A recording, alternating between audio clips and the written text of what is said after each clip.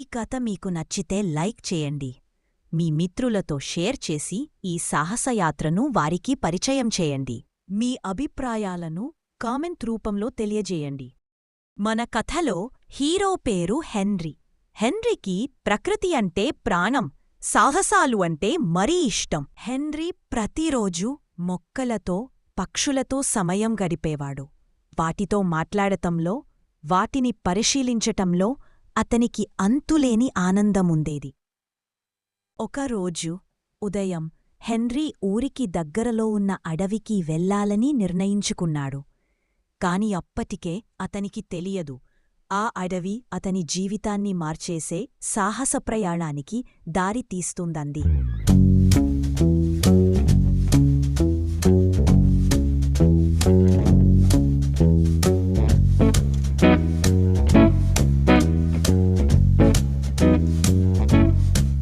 Henry అడవిలో అందాలను ఆస్వాదిస్తూ అలా నడుస్తూ ముందుకు వెళ్తున్నాడు.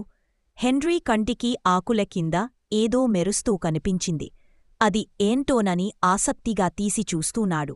అది ఒక డ్రాగన్ గుడ్డు అని గుర్తించాడు. హెన్రీ ఆ గుడ్డును చేతుల్లోకి తీసుకుని అలా నెమ్మదిగా నడుస్తూ ఇంటికి బయలుదేరాడు.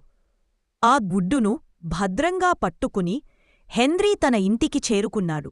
కొన్ని రోజుల తర్వాత ఒక ఉదయం గుడ్డులో చీలిక వచ్చింది.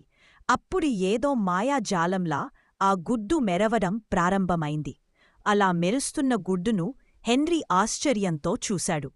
ఏమవుతుందోనని తన మనసులో ఓ కుతూహలం పుట్టింది. ఆకుపచ్చ పొడుగులు, ఆశ్చర్యభరితమైన కళ్లతో గుడ్డు నుండి ఒక చిన్న డ్రాగన్ బయటికి వచ్చింది. అది చూడటానికి ఎంతో అందంగా, ముద్దుగా ఉంది. ఒక్కసారిగా పరుగెత్తడం ప్రారంభించింది.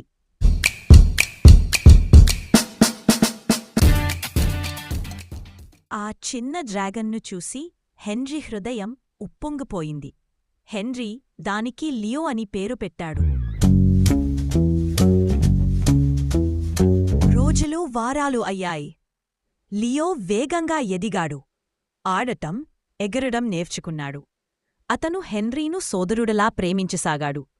ఆ రోజు నుండి వారు ఇద్దరూ సంతోషంగా స్నేహితులవలే తిరుగసాగారు. ఒకరోజు ఉదయం హెన్రీ లియోపై మెల్లగా ఎక్కాడు. లియో రెక్కల సహాయంతో వారు ఒక్కసారిగా ఆకాశానికి ఎగిరారు.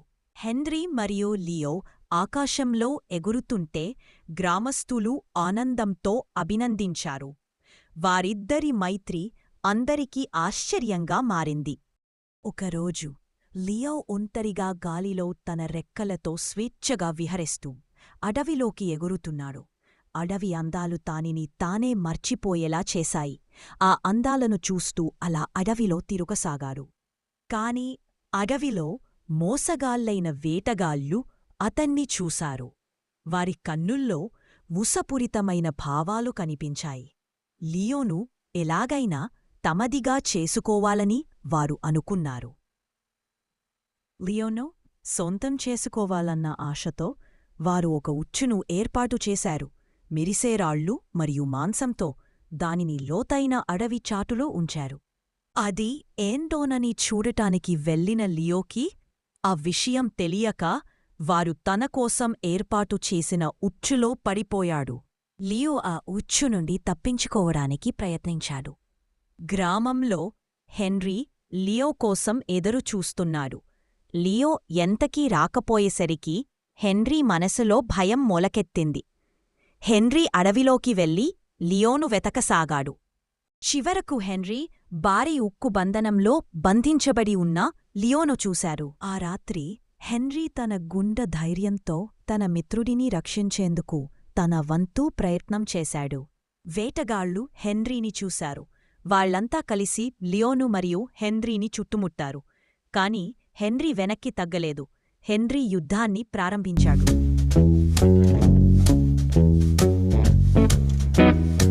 లియో వారిమీద నిప్పుల వర్షాన్ని కురిపిస్తూ గట్టిగా దాడి ప్రారంభించాడు.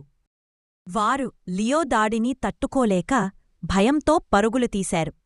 కొంతమంది వేటగాళ్లు హెన్రీని చంపేందుకు అతని వెంటపడ్డారు.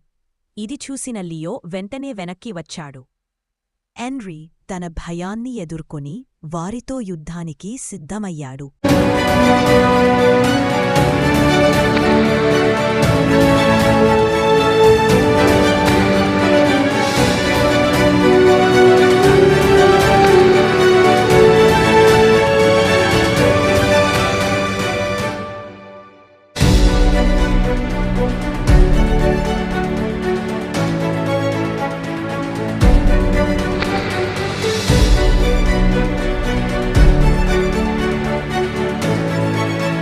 హెన్రీ మరియు లియో యుద్ధంలో అద్భుతమైన విజయాన్ని సాధించారు.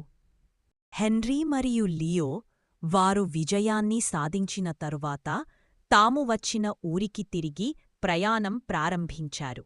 వారి గెలుపుకు ఊరి ప్రజలంతా ఒక్కటిగా హర్షధ్వానాలతో హెన్రీను మరియు లియోను అభినందించారు.